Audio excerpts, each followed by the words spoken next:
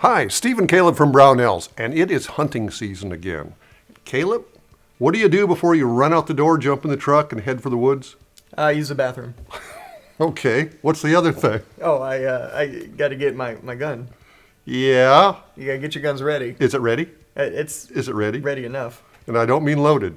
No, no. So this is a video we do pretty much every year now for the past few years, and it's just all we're doing is just giving you some basic reminders, getting ready for hunting season. Right. And it all depends on where you're hunting, you know, what type of gun you're going to be using, the things you need to do to get ready. But it's all pretty basic. There's a lot of overlap.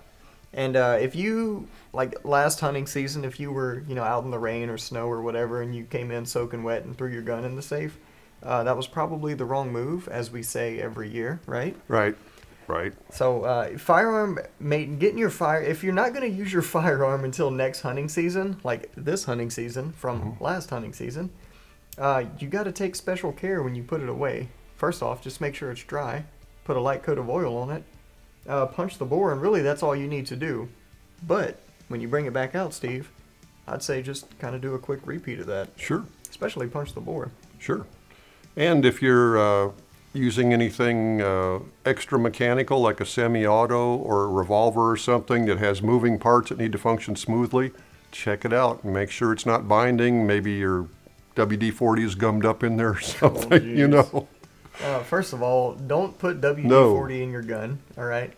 But yeah, lubricant is your friend. WD-40 is a water displacing oil. It's not technically designed as a lubricant, which is why it makes a very bad. This is a whole nother thing. Yeah, don't watch the WD-40 video. Right. That's a whole nother thing. But yeah, so just make sure everything's mechanically functional. Just do a quick function check. Okay, so if it's clean and functionable, you did sight it in, right? I mean, this year, you gotta listen. Go out to the range, fire no less than 3 to 4 shots at least. Check that zero. Check your zero. Make sure it groups. That's all you got to do. Fire 3 shots. If they're all right where you want them, you're good to go. If not, then obviously you need to shoot a little more because you have something to fix. Sure. And it depends on, again, what kind of gun you're using. Sure. Yeah. If you got an open sight lever action 30-30 and you limit your shots to 50 to 75 yards, but you can hit a rock like that at 100 yards, you're good. Yeah, you're good to go from there. Yeah. And but if you're using something with a scope, you know, you need to pay a little careful attention, especially if you're gonna be making further shots. Right. And speaking of scopes, check your scope mounts. Just make sure all those screws are tight. I don't know how they get loose, but they do. It's weird how things can get loose sitting in a safe, isn't it? Yeah. That's a mystery that'll never be solved until the end of time. But yeah, I mean, obviously you wouldn't want to do this on some of your fancier guns, but you can even put a little witness mark on the screws. Sure. Especially these big bolts on the side. Like if you're using a gun like this, these big bolts on the side are fine for that. But I mean, that's not a huge. I wouldn't say that's a necessity. You can put a torque wrench on there and just give them a little bit of a turn and tell right away if they're loose or not. Right. Now, if last year you broke something on that gun and you just now thought of it, listen. Well, the gunsmith is not going to like you. He's busy, okay? This you and everyone else did the same thing. He's a busy man, all right? And we say he's not going to like you. I'm sure he likes you. You know, you're a great guy or gal or whatever. You know, I'm sure it's okay. But there might be an express charge. There might be an express charge, and it's not. To put it short, it's not going to be as quick as you think it is. A quick fix isn't a quick fix whenever there's 20 other quick fixes in front of said quick fix. Right. So if you bring it in the day before, which I've had done to me, yes, lower your expectations. I've had it brought in the same day. I've had dudes come in full camouflage and orange, like, oh, I'm like, what are you doing, guy? Yeah. So it's interesting. They'll do your best to help you out, but right. They can't. They're not miracle workers all the time. So. And one more thing, if you're hunting with a youngster of some kind and he's grown a foot since last hunting season, check that gun out first. Make sure it still fits him. Yeah. He might need a longer stock or a recoil pad added or something. I'm gonna have that problem. So last year, my 14-year-old shot his first deer, and he's now 15, and he's my size.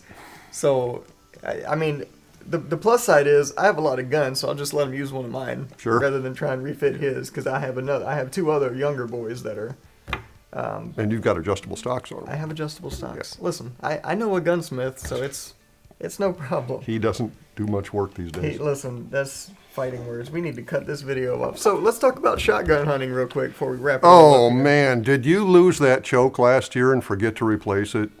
You know, that happens. Or my favorite is the choke came loose a little bit as you were shooting it, so now there's a bunch of wadding stuck Oh, man. between the choke and the actual barrel, so Yep. it doesn't move. That's awesome too. That's a long soaking solvent to get that crap out. Yeah, or you were a waterfowl hunter that Right. dipped your gun in brackish water and just put it up that way. And remember, it wasn't feeding well out of the magazine because the spring's gotten weak in the last 30, 40 years. Hey, spoiler alert, that didn't fix itself. So yeah, just function check your shotguns too, Right. especially your semi-autos. Right. And if you got an older gun like this that has actual external screws, check those screws, make sure they're tight. Yep. If you drop one, it's going to take you a long time to find it. Yep. If it has threads, make sure it's tight. Yeah. But that's the gist of it. That's all there is to it. Hopefully you bought ammo before the last minute too, or you have something Right. left over. But Or you have good ammo anyway. good ammo, yeah. Yeah. And And if you've switched brands and you're shooting a precision rifle of some kind, make sure it impacts at the that's same right. area. That's another good point. Yeah.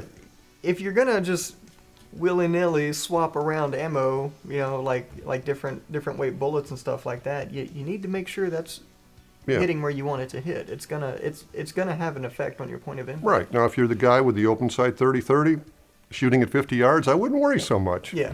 But if you're going to shoot a couple hundred yards and you want to do a clean kill. Yeah. It'll be a bigger difference than you Yeah. expect in some cases. So So, yeah. that's all there is to it, I think, Steve. That's the gist of it. That's right. Other than that, I'll just make sure your hunting clothes are ready to go. You know where your boots and socks are. And make sure you know where the warm stuff is just in case. Use the bathroom before you leave the house. Yeah, it's a lot easier. So, with all that being said, if you have any tips or experiences, positive or negative, leave them in the comments down below. I'm sure everyone else wants to know as well. But in the meantime, if you need help with anything, feel free to give us a call on the tech line. We'll be happy to help you out. Thanks for joining us, and we'll see you next time.